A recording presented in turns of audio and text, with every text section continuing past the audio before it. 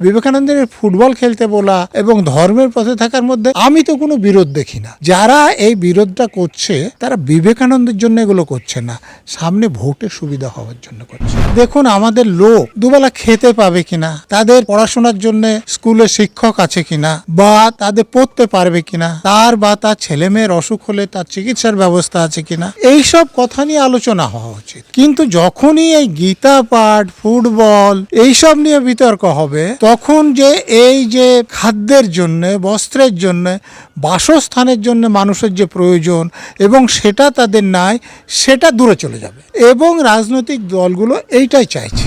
এখন যারা রাজনীতি করছেন আসলে এই মনীষীদের লোকে শ্রদ্ধা করেন, ফলে তাদের নাম করে তাদেরকে যারা শ্রদ্ধা করে তাদের ভোটটা তারা পেতে চাইছে। শীতকালে সুন্দরবন ভ্রমণের নির্ভরযোগ্য একমাত্র নাম সাগর সঙ্গম ট্রাভেলস। নিজস্ব লঞ্চে ভ্রমণ এবং অফুরন্ত খাওয়া দাওয়ার বিপুল আয়োজন। বুকিং করুন 9733066075।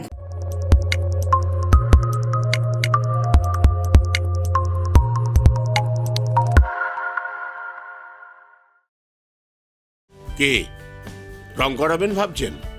আমাদের টিম যাবে আপনার বাড়ি। 0 ডাউন পেমেন্ট ইএমআইতে হোম পেন্টিং করুন আর পেয়ে যান 5 বছরের লিখিত ওয়ারেন্টি।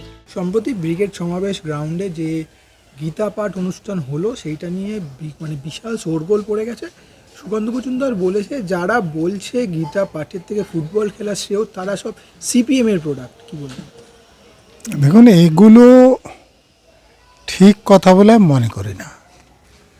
দেখুন গীতা একটা গ্রন্থ, সেটা একটা নির্দিষ্ট প্রয়োজনে লেখা হয়েছে এবং সেটা কেন লেখা হয়েছে আপনি যদি গীতার উপর যে বইগুলো আছে, যেমন নকুলচন্দ্র সেনের একটা বই আছে শূদ্র নিধনে গীতার ভূমিকা, স্বপন বিশ্বাসের একটা বই আছে গীতা রহস্য, বঙ্কিমচন্দ্রও গীতা নিয়ে আলোচনা করেছেন। তো সে আলোচনাগুলো যদি দেখেন, গীতা হচ্ছে একটা গ্রন্থ যেখানে শ্রীকৃষ্ণকে ভগবান হিসেবে দেখানো হয়েছে এবং ভগবানের মুখ দিয়ে এমন কথা বলানো হয়েছে যাতে করে বর্ণাশ্রম প্রথাটাকে টিকিয়ে রেখে নিম্নবর্ণের লোকদের শাসন এবং শোষণ চালিয়ে যাওয়া যায়। দার্জিলিংয়ে চা বাগান ঘেরা কমলালেবুর গ্রাম সৌরিনীতে এবং দাওয়াইপানিতে ঘরে বসেই কাঞ্চনজঙ্ঘার দৃশ্য উপভোগ করতে আড্ডাহাট হোমস্টে বুক করুন 9836499678 নম্বরে। তো সেটা আমাদের মহাভারতের যে ভীষ্ম পর্ব আছে সেখানে আছে এবং এটা কখন যে অর্জুন এবং শ্রীকৃষ্ণের মধ্যে কথা, সেটা কখন হচ্ছে যখন পাণ্ডব এবং কৌরবদের যুদ্ধক্ষেত্রে পুরো সৈন্যবাহিনী চলে এসছে, সেখানে অর্জুনের যখন যুদ্ধ করা নিয়ে দ্বিধাদ্বন্দ্ব দেখা যাচ্ছে তখন প্রশ্ন উঠছে। তাতে এমন কতগুলো কথা আছে যেটা বঙ্কিমচন্দ্রও বলেছেন যে গীতার যে 39 থেকে 43 যে 5টা শ্লোক আছে সেটা আধুনিক মন মানতে পারবেন। এটা বঙ্কিমচন্দ্রের কথা, আমার কথা নয়। তো সেখানে যেমন ধরুন আপনারা জানেন যে যুধিষ্ঠির, ভীম, অর্জুন, নকুল, সহদেব এদেরকে পাণ্ডব বলা হয়, কিন্তু এরা কেউ কি পাণ্ডুর ছেলে? কি কেউ পাণ্ডুর ছেলে নয়। যুধিষ্ঠির ধর্মের পুত্র, ভীম পবনপুত্র, অর্জুন ইন্দ্রপুত্র এবং নকুল সহদেব অশ্বিনী কুমারদের পুত্র, অর্থাৎ তার মায়ের ছেলে, কুন্ত্রী বা মাদ্রির ছেলে, কিন্তু এবং কুন্ত্রী এবং মাদ্রি পাণ্ডুর স্ত্রী, কিন্তু এদের কেউ কিন্তু পাণ্ডুর ছেলে নয়, কিন্তু এরা পাণ্ডব বলে পরিচিত। আর এই পাণ্ডব পক্ষের অর্জুন শ্রীকৃষ্ণকে প্রশ্ন যেসব কথাবার্তা বলছেন তাতে বলছেন যে কুলনারীরা ভ্রষ্টা হলে কি করে তাদের পূর্বপুরুষরা নরকে নিক্ষেপ্ত হয়, যে আচার যাগ যজ্ঞ এগুলো লোপ পায়। এবং আপনারা জানেন যে একটু পড়াশোনা করলে দেখবেন যে নারদ সংহিতায় যেটা আছে যে উচ্চ বর্ণের লোকের সঙ্গে নিম্ন বর্ণের লোকদের বিয়ে হলে সেটাকে অনুলোম বিয়ে বলে, সেখানে আপত্তি নাই। কিন্তু নিম্নবর্ণের লোকের সঙ্গে উচ্চ বর্ণের লোকের বিয়ে হলে সেটাকেই বর্ণসংকর তৈরি হয়। তো অর্জুন বলছেন যে এই ভ্রষ্টা হলে বর্ণসংকর এর সৃষ্টি হয়, বর্ণসংকররা আচার আচরণ মানে না, ফলে তাদের পূর্বপুরুষরা নরকে নিক্ষিপ্ত হন। সেই অর্জুন বলছে যার মা অন্যের সঙ্গে সম্পর্কের ফসল হচ্ছেন অর্জুন। এবং এই যে গ্রন্থটা লিখেছেন কে ব্যাসদেব, ধৃতরাষ্ট্র, পাণ্ডু এদেরও যদি পূর্ব পরিচয় দেখেন তাহলে ব্যাসদেব কার ছেলে? পরাশর মণি সত্যবতীকে সঙ্গে যে সম্পর্ক করেছিলেন তার ফল হচ্ছে ব্যাসদেব। এবং এই ব্যাসদেবের সঙ্গে শারীরিক সম্পর্ক করে এই ধৃতরাষ্ট্র বা পাণ্ডু এরা এসছেন। তো এই রকম একটা ইতিহাস থাকার পর অর্জুন শ্রীকৃষ্ণকে যেসব কথাবার্তা বলছেন সেটা স্বাভাবিক নয়। দ্বিতীয়ত দেখুন, শ্রীকৃষ্ণের বাবা বাসুদেব, মা দেবকী, যাদব বংশে তাদের জন্ম হয়েছিল, তারা ব্রাহ্মণ, এরকম আমার কিছু জানা নাই, বিষ্ণুর অবতার বলে প্রচার করা হয়েছে, ঠিক আছে। কিন্তু সেই শ্রীকৃষ্ণ আপনি যদি পঞ্চদশ অধ্যায়ে যান তো অর্জুনের যে মনোভাব সেটাকে বলছেন অনার্য জনচিত। তো শ্রীকৃষ্ণ কবে থেকে আর্য হলেন? শ্রীকৃষ্ণ যদি ব্রাহ্মণ, ক্ষত্রিয়, বৈশ্য না হন, শ্রীকৃষ্ণকে পালন করেছে কে? নন্দ। তারা কে? তো গোয়ালা। তো তার যার সঙ্গে প্রেম ছিল রাধা, তো গোয়ালের মেয়ে। তো তাহলে তারা এরকম কথা বলছে, একটু আশ্চর্য লাগে। তারপরে একদম যে 18টা অধ্যায় আছে, 18 অধ্যায়ে যদি আসেন গীতার, তাহলে সেখানে খুব পরিষ্কার বলছেন যে কেউ যে ব্রাহ্মণ, কেউ ক্ষত্রিয়, কেউ বৈশ্য, কেউ শূদ্র আমরা হচ্ছি, সেটা আমাদের পূর্ব জন্মের কর্মের ফল। অতএব আমি ব্রাহ্মণ হয়েছি মানে পুণ্য করে এসেছি পূর্বজন্মে, আমি শূদ্র হয়েছি মানে অনেক পাপ করেছি, তার ফলে শূদ্র হয়েছি। এবং আমি যেহেতু শূদ্র হয়েছি, আমার যে বর্ণের যেটা পেশা সেটার মাধ্যমে আমাকে মোক্ষ লাভ করতে হবে।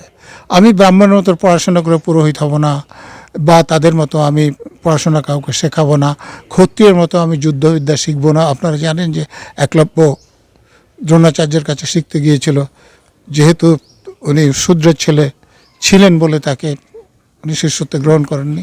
পরবর্তীকালে তিনি দ্রোণাচার্যের মূর্তি বানিয়ে যে শিক্ষাটা লাভ করেছিলেন গুরু দক্ষিণার নামে, সেটাকেও ধ্বংস করে দেন। তো এই রকম ধ্যান ধারণাকে টিকিয়ে রাখার গ্রন্থ হচ্ছে গীতা। এখন হিন্দু ধর্মের উচ্চ বর্ণের লোকেরা এই সব গ্রন্থগুলোর সাহায্যে ধর্মের প্রভাব প্রতিপত্তি সমাজে বৃদ্ধি করে, যেমন গীতাকে সুষমা স্বরাজ ছিলেন তখন থেকে জাতীয় গ্রন্থ করার দাবি উঠেছে, এবং এবার গীতা পাঠের অনুষ্ঠানও সেটা উঠেছে। শূদ্ররা গিয়ে সেখানে গীতা পাঠ করছে এবং তারা এটাকে জাতীয় গ্রন্থ করার জন্য বলছে, কিন্তু তারা ভেতরে এটা পড়েই দেখছে না যে শূদ্রদেরকে শোষণ এবং শাসন করার জন্য হচ্ছে গীতা। তো এটা একটা দিক গেল। দ্বিতীয়, দেখুন কোনো এক ব্যক্তি যখন কথা বলেন, বিবেকানন্দ যখন ফুটবল খেলার কথা বলেছেন, তখন শরীরটা ভালোভাবে গঠন করার কথা বলতে গিয়ে তিনি সেটা বলেছেন। কিন্তু বিবেকানন্দ কোনো সময় যে আমাদের ধর্মীয় রীতিনীতি আছে সেগুলো পালন করতে হবে না বা ধর্ম করতে হবে না, এরকম কোনো কথা বলেছে বলে আমার জানা নাই, হতে পারে যে আমি পড়িনি। তো তাহলে বিবেকানন্দের ফুটবল খেলতে বলা এবং ধর্মের পথে থাকার মধ্যে আমি তো কোনো বিরোধ দেখি না। যারা এই বিরোধটা করছে তারা বিবেকানন্দের জন্য এগুলো করছে না, সামনে ভোটের সুবিধা হওয়ার জন্য করছে। আমি এই যে 1 লক্ষ মানুষ একসঙ্গে গীতা পড়লো বলে দাবি করছে, যেটা বলা হচ্ছে এটা ধর্মীয় অনুষ্ঠান, এখানে কোনো রাজনীতি নেই, কিন্তু মঞ্চে দেখা গেল বিস্তর বিজেপি নেতা তারা মঞ্চ দাঁড়িয়ে গীতা পাঠ করছে। এই এত সংখ্যক মানুষ যে গীতা পড়ছে, এরা আদৌ কি গীতা সম্পর্কে অবগত? দেখুন, গীতা যে পড়ানো হচ্ছে, দেখুন মার্কসের কথা যদি দেখেন যে ধর্মটাকে আফিম রূপে ব্যবহার করা হয়। আমাদের দেশের অধিকাংশ লোকই ধর্মভীরু, অতএব ধর্মের নামে আপনি যদি কিছু অন্যায়ও করেন তাহলে সেটাতে তাদের কোনো আপত্তি নাই, ফলে এরকম অনুষ্ঠানের আয়োজন করা হচ্ছে।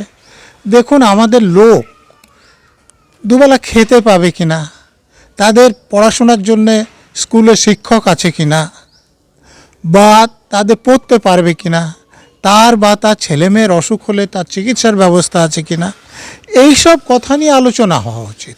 কিন্তু যখনই এই গীতা পাঠ, ফুটবল এইসব নিয়ে বিতর্ক হবে, তখন এই যে খাদ্যের জন্যে, বস্ত্রের জন্যে, বাসস্থানের জন্য মানুষের যে প্রয়োজন এবং সেটা তাদের নাই, সেটা দূরে চলে যাবে। এবং রাজনৈতিক দলগুলো এইটাই চাইছে এবং তার জন্য তারা এটা করছে। আমরা দেখছি বিবেকানন্দ, এর আগে বিদ্যাসাগর, রবীন্দ্রনাথ, নানান মনীষীদের নিয়ে রাজনীতি হচ্ছে। আসলে মানে এখন সমাজে দাঁড়িয়ে এই মনীষীরা কোনোভাবে কি রাজনৈতিক উপকরণ হয়ে যাচ্ছে? না, দেখুন, কোনো মানুষ কাজ করেছেন, কেউ ভালো কাজ করেছেন, কেউ খারাপ কাজ করেছেন। যারা ভালো কাজ করেছেন বলে আমরা মনে করি, খুবই ভালো কাজ করেছেন, তাদেরকে আমরা মনীষী বলি। তো এই মনীষরে একটা কালে ছিলেন, সেই কালের উপযোগী করে তারা কথাবার্তা বলেছেন এবং সেই কথা বলার একটা উপলক্ষ আছে। এখন যারা রাজনীতি করছেন আসলে এই মনীষীদের লোকে শ্রদ্ধা করেন, ফলে তাদের নাম করে, তাদেরকে যারা শ্রদ্ধা করে তাদের ভোটটা তারা পেতে চাইছেন। ফলে তারা কখন কি বলেছেন সেটা মানে সেই যে পটভূমিকা তার থেকে বাইরে তুলে নিয়ে এসে এরা ঝগড়া ঝঞ্ঝাট করছে। যেমন ধরুন, এখন আম্বেদকর অস্পৃশ্যদের মধ্যে জন্মেছিলেন, তাদের অধিকারের জন্য আন্দোলন করেছেন, কিন্তু এখন বিভিন্ন রাজনৈতিক দল যারা উচ্চবর্ণের প্রধানত নেতৃবৃন্দের দ্বারা পরিচালিত হয়, তারাও আম্বেদকরের কথা বলছেন। কেন? যারা আম্বেদকরকে শ্রদ্ধা করেন বা ভালো লোক বলে মনে করেন, তাদের ভোটগুলো আত্মসাৎ করার জন্য, আম্বেদকরকে শ্রদ্ধা জানানোর জন্য নয়। আমরা দেখলাম যে চাকরি প্রার্থীরা মমতা ব্যানার্জির মুখ্যমন্ত্রীর বাড়ির সামনে গেছিলেন ডেপুটেশন দিতে, তাদেরকে পুলিশ ধরলো, তাদের নামে মামলা রুজু হলো। এটাই কি কাম্য ছিল চাকরি প্রার্থীদের? তারা তো তাদের না, এটাই কি কাম্য ছিল যে যারা যোগ্য লোক তারা চাকরি পাবেন না, আর যারা অযোগ্য লোক তারা টাকা দিয়ে চাকরি কিনে নেবেন? এটাও তো কাম্য ছিল না। তো এটা আমাদের রাজ্যের মুখ্যমন্ত্রীর অধীনস্থ মন্ত্রিসভার লোকেরা, আমলারা, ছোটোখাটো নেতারা এটা করেছেন, করে তাদের কোনো অসুবিধা হচ্ছিল না। কিন্তু এই যে যারা যোগ্য চাকরি প্রার্থী যারা বাদ পড়েছেন, তারা ধর্ণা শুরু করলেন, কথাটা লোকে জানলো, তারা আদালতে গেলেন, মামলা হলো, কোর্ট সিবিআইকে, ইডিকে তদন্ত করতে বলল। ফলে দেখুন, পার্থ চ্যাটার্জির মতো মন্ত্রী, যিনি দলের 2 নম্বর নেতা, শিক্ষামন্ত্রী, জ্যোতিপ্রিয় মল্লিকের মতো গুরুত্বপূর্ণ দলের নেতা এবং মন্ত্রী, তারা ধরা পড়েছেন। সুবীরেশ ভট্টাচার্যের মতো লোক ভাইস চ্যান্সেলর ছিলেন, ধরা পড়েছেন। এই যে কল্যাণময় গাঙ্গুলিদের মতো লোক, যারা প্রাইমারি এডুকেশন বোর্ডের যে প্রধান, সেকেন্ডারি এডুকেশন বোর্ডের প্রধান, এসএসসির প্রধান এবং অন্যান্য কর্মচারী সব তো জেলে আছেন। ধরুন, আপনি যে পড়াশোনা করেছি, তা আমাদের সার্টিফিকেটে তো সই থাকে প্রাইমারি বোর্ডে বা সেকেন্ডারি বোর্ডের বা ইউনিভার্সিটি ভাইস চ্যান্সেলর। তো যাদের আমাদের সার্টিফিকেটে সই আছে তারা জেলে। তো এটা তো কাম্য ছিল না। কিন্তু এই যে ঘটনা ঘটেছিল, এই যারা চাকরি প্রার্থী যোগ্য, তাদের আন্দোলনের এবং মামলা করার ফলেই নেতা মন্ত্রী তো জেলে গেছেন। স্বাভাবিকভাবে তাদের উপর শাসক দলের নেতারা রুষ্ট, এবং শাসক দলের রুষ্ট হওয়ার ফলে পুলিশ যেহেতু তাদের কথা শুনে কাজ করে, পুলিশের লোকেরা তাদেরকে যতটা পারে হ্যারাস করছেন, তাদের সাজা হয় সেই ব্যবস্থা করছেন। এটা নিশ্চয়ই কাম্য নয়। স্বাধীন দেশের পুলিশের এটা ভূমিকা হওয়া উচিত নয়।